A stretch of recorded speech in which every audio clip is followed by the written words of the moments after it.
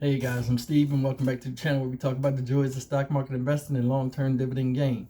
If it's your first time stopping by the channel, hit the subscribe button. Trust me, you won't regret it. And if you're a returning subscriber, as always, welcome back.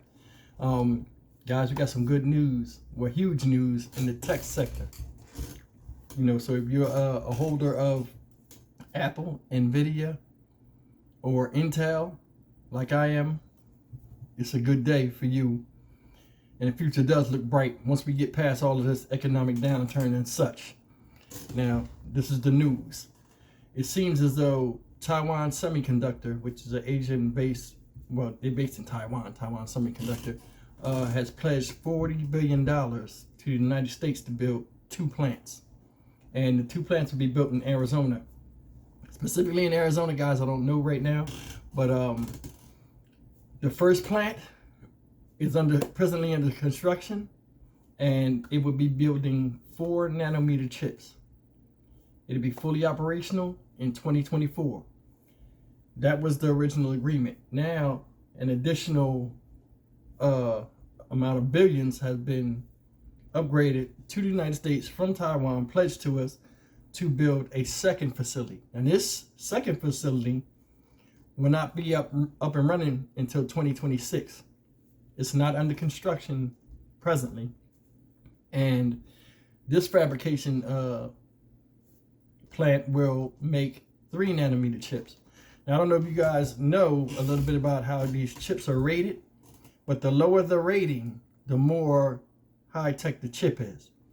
Now, there's already been news, that has passed in recent months about the United States telling Taiwan Semiconductor and other companies not to mess with China at all. Like TSMC, the company that makes the wafer, the machines that make these chips for Taiwan Semiconductor, they also was told, hey, listen, don't sell none of these high-tech chips to Russia or China. So this comes in the wake of that. And I'm going to get into the coincidence of everything as I'm rounding out this video. But little bit about it. Why did the U.S. do this? And it makes sense. The first thing is they wanted to diversify chip manufacture, diversify away from having chips made in Asia and bring them back to U.S. soil. Another thing about it is, they can make more advanced chips here on U.S. soil. We got a lot of chip makers here, Intel, Nvidia, and just having the AMD technology and the machines that make the chips here would be a great benefit to the other businesses as well. Now, these 2 places, these 2 fabs, they're called fabrication factories, will be, once running at full capacity, they'll be making about 50,000 wafers or chips per month, 25,000 per building. But that is just merely a small amount compared to what Taiwan Semiconductor makes in Taiwan. Now, in the midst of this building process, it'll add 20,000 jobs, 10,000 jobs on the factory side, employment side, and 10,000 jobs on the construction side up until 2026 over the next 4 years. So, it's a good thing. But I think a little bit of it. Let me jump in this real quick. Now, these chips that they're making, right, are going to be high-tech chips. Taiwan Semiconductor is still going to be making their own amount of chips, because they make that. These 2 plants here will make, like I said, 50,000 wafers a month. But that's still a drop in the well compared to what Taiwan makes, because they're like the leading chip makers out there.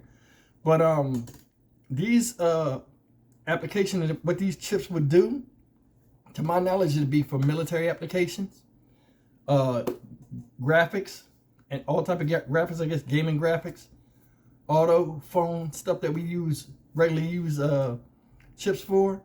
Like Apple's Tim Cook had mentioned, he said, hey, it'd be better if we could bring the chip technology over and we didn't have to go so far, as to save money with export and importing all this stuff. we could have it made here, you know. And it's a benefit to everybody, especially NVIDIA, Intel, and Apple. Now, NVIDIA and Intel already are chip makers, right? They said that they're working on their own 3 nanometer chips as well. So, I mean, the technology and all that stuff will be shared amongst each other, I guess, over time. I'm not saying initially.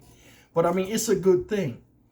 One of the things I think about, you know, and I mean, I'm not taking it there. This is just me talking. One of the things I'm thinking about is this. You know,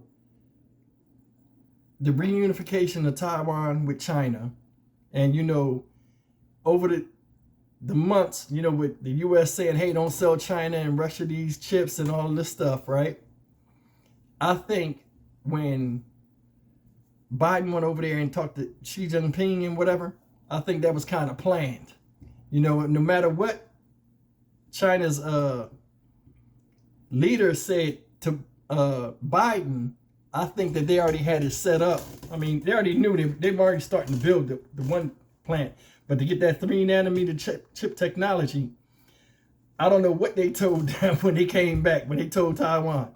But I mean, the threat of China pushing on Taiwan and then the ongoing thing with Ukraine and Russia, I think it kind of made Thailand wake up a little bit. Okay, listen, if something ever happened over here, we still got another place where the chips are made outside of the country where China doesn't have access to it. But along the lines of that, I think also that Biden administration was like, listen, bring these chips over here. Anything can happen over there, you know. And it was kind of a little bit of a, I don't know if it was a scare tactic, but I mean, it still benefits both parties. But it's just funny that, you know, on a military level, I think that the bond that Taiwan is making with America, when China's trying to reunify them, and, you know, like when Nancy Pelosi went over there, they got mad and they flew the jets all over and they did all this other stuff. I think this right here is more fuel on that fire. Now, also, I think that with this being done like this, it gives U.S. now vested interest, because now Taiwan Semiconductor also operates in America. If they do push against Taiwan, if China did push against Taiwan, the U.S. now has vested interest to enter and defend them, because it's a money thing now, and it's a threat to industry and technology and all this stuff. You know, it directs us, it affects us directly. Not just having one plant, now it's 2 plants. So I think that was kind of like planned a little bit, like, you know, okay, to strengthen the bond now, to have China be like, damn, you know what I'm saying? But I mean, I think it's a good thing. I mean, I like it. I mean, I hold both NVIDIA, Intel, and Apple, and, well, I said both, but it's 3. And as a shareholder, I'm excited about it. I mean, I did a video a few months ago about the chip manufacturer and how it's going to affect us in the future with a lot of these stocks that we have technology-wise. And this further, you know, solidifies my my wanting to be into the chip industry, semiconductor, because I mean, they've been taking a hit, guys. I mean, so some of these names up here, I'll be definitely watching going into 2023, like I said before, because everybody's predicting it's going to be a bloodbath, so to speak, no pun intended. But yeah, we'll see how it goes, and I'll be stocking up as things as these earning calls come in. Some of them positive, some of them negative. These prices fall, I'll take advantage of them. But yeah, guys, leave me a comment. What do you think about the situation? Is it good for the industry? Do you think a lot of it had to do with what China's trying to do with Taiwan, where, you know, they're trying to go over there and reunify them? But anyway, leave me a comment, man. Tell me what you think about it. And, you know, I appreciate you spending time with me as always. Like, comment, share, and subscribe. I'll see you guys in the next video.